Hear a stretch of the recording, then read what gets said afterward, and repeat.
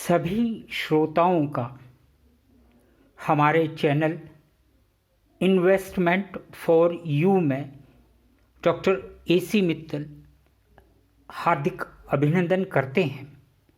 यह चैनल व्यक्तिगत individual financial issues के ऊपर तैयार किया गया है और समय समय पर इसमें फाइनेंशियल एक्टिविटीज़, चाहे वो सेविंग हो, इन्वेस्टमेंट हो या और किसी प्रकार की फाइनेंशियल एक्टिविटीज़ हों जो कि हमारे फाइनेंशियल नॉर्म्स के अकॉर्डिंग फुलफिल कंडीशंस में हों, उनके विषय में हम यहाँ पर समय समय पर अपना मत, अपना व्यू एक्सप्रेस करेंगे, जिससे कि सभी श्रोतागण इनसे लाभान्वित होकर अपने भविष्य की फाइनेंशियल एक्टिविटीज़ के लिए अपने को मैनेज कर पाएँ। यह लेक्चर केवल एजुकेशनल पर्पस से है। यहाँ किसी भी प्रकार का किसी भी संस्था या व्यक्ति से संबंधित प्रेरणा से यह नहीं बनाया गया है।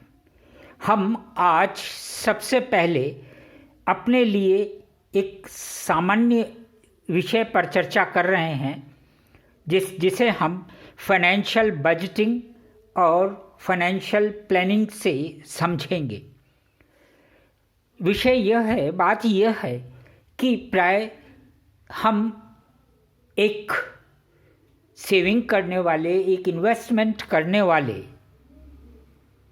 होने के साथ साथ यहाँ हम एक बहुत बड़ा अपने साथ कन्फ्यूज़न रखते हैं कि फाइनेंशियल बजटिंग और फाइनेंशियल प्लानिंग को हम एक साथ ले लेते हैं, जबकि एक सामान्य निवेशकर्ता के लिए, इन्वेस्टर के लिए, सेविंग करने वाले के लिए इन दोनों का अर्थ अलग अलग लिया जाना चाहिए।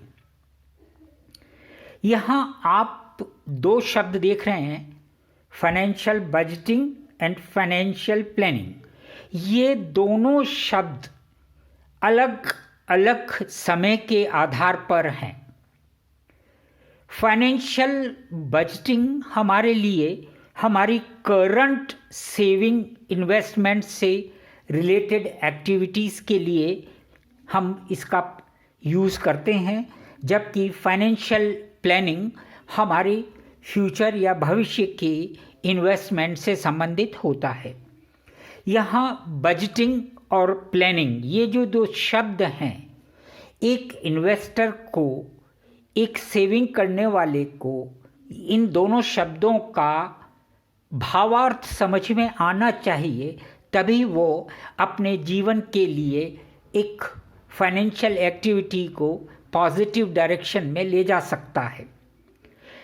फाइनेंशियल बजटिंग में, क्योंकि ये एक इंडिविजुअल या व्यक्तिगत समस्या है, तो इसमें हम क्या देखते हैं, सामान्य हमारा ये उद्देश्य रहता है कि हमारे को जितना इनकम हो रहा है, जो हमारी आय आ रही है, चाहे वो प्रति माह हो, पर मंथ हो, एनुअल हो, उसका हम किस प्रकार एक्सपेंडिचर्स करने के बाद जो हमारे पास सरप्लस बच जाता है, उसे हम सेविंग कहते हुए हम अपनी फ्यूचर कॉन्सेप्ट्स या भविष्य की उद्देश्यों के लिए उसको निवेश करना शुरू करते हैं।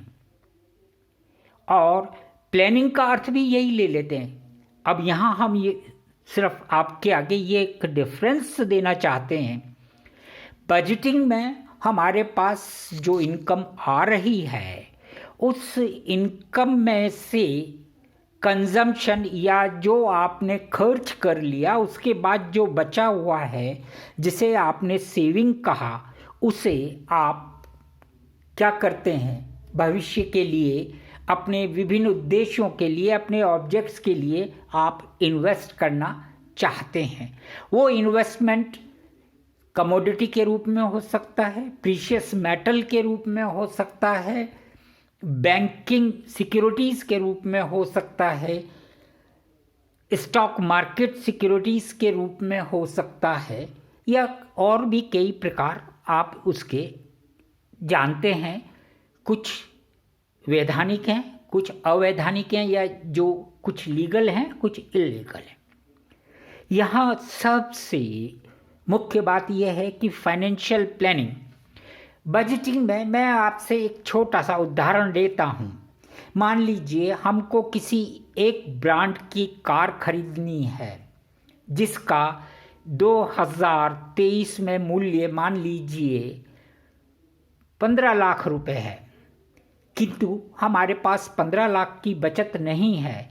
तो हम ये सोचते हैं कि जब हमारे पास 15 लाख हो जाएंगे तब हम इस कार को खरीदेंगे, किंतु उस समय तक आते आते उस कार का मूल्य या प्राइस और बढ़ जाती है। मान लीजिए कहने को वो हो गई 16 लाख रुपए 3 साल बाद। तो यहाँ हमें क्या सोचना चाहिए? हमें बजटिंग नहीं करना चाहिए कि जब पैसे हो जाएंगे तब लेंगे। हमें यह देखना है फाइनेंशियल प्लानिंग कि हम किस तरह से अपनी इन्वेस्टमेंट करें कि आने वाले समय में वो हमारे लिए एक मल्टीपल सोर्स ऑफ इनकम बन जाए। एग्जाम्पल, मैं ये कहना चाहूँ कि आज मुझे अपनी बिटिया की मैरिज 4 साल बाद करनी है और उसके लिए मुझे अपने कुछ रिसोर्सेस कलेक्ट करने हैं। तो मैं ये देखता हूँ कि भाई जो खर्चा हो गया उसके बाद जो बच गया उसको मैं जोड़ता जाता हूँ। यहाँ हमको थोड़ा सा अलग लेके चलना पड़ेगा। चाहे कार का उदाहरण ले लीजिए कि हमने ये सोचना है कि भाई हम आज से 5 साल बाद हमको किसी एक ब्रांड की कार लेनी है और उसकी प्राइस 5 साल बाद बढ़ के कितना हो जाए। मान लीजिए अभी 15 है तो 5 साल बाद वो 19 लाख की हो जाए। तो आज हमारा इन्वेस्टमेंट इस प्रकार से होना चाहिए कि हमारा इन्वेस्टमेंट 15 लाख ना हो।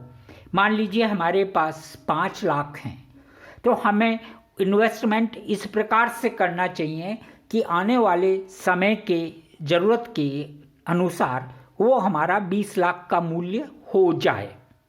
यहाँ 2 बातें आपको देखनी पड़ेंगी जो मैं आपके साथ अगले डिस्कशन में लूँगा। मनी इनकम और रियल इनकम, मौद्रिक आय जिसको बोलते हैं, और एक वास्तविक आय। हम इन दोनों में अंतर नहीं करने के कारण भविष्य में होने वाले हमारे इन्वेस्टमेंट हमारे लिए हमारा संतुलन, हमारा बैलेंस को बिगाड़ देते हैं। इसलिए यहाँ मोटा एक साधारण रूप से हम कहें, बजटिंग तो एक फाइनेंशियल बजटिंग तो एक वर्तमान में जो हमारे पास इनकम है उसमें से एक्सपेंडिचर के बाद जो और लाइबिलिटीज़ को करने के बाद जो सरप्लस बचा उसको हमने सेविंग कह दिया या उसको इन्वेस्टमेंट में ले गए। किंतु हम प्लानिंग में आज से 5 साल 10 साल बाद हमको कितना ज़रूरत होगा, फिनेंशियल रिक्वायरमेंट होगी, हमें कितनी रुपए की ज़रूरत पड़ेगी, हमारी आवश्यकताएं कितनी होंगी, तो हम अभी से ऐसा इन्वेस्टमेंट करें जिससे वो मूल्य वहाँ पर मिल जाए। यहाँ एक साधारण निवेशकर्ता या इन्वेस्टर, एक ऑर्डिनरी इन्वेस्टर कैपिटल का डेप्रिसिएशन, मुद्रा की घिसावट को नहीं जोड़ता है, इन्फ्लेशन को नहीं जोड़ता है, और वो अपनी कैलकुलेशन करता है और उसकी कैलकुलेशन के हिसाब से जब समय पर ज़रूरत होती है तो वो वैल्यू उसकी उतनी नहीं निकल पाती, तब वह एक संशय या एक सोच में आ जाता है कि ऐसा क्यों हुआ।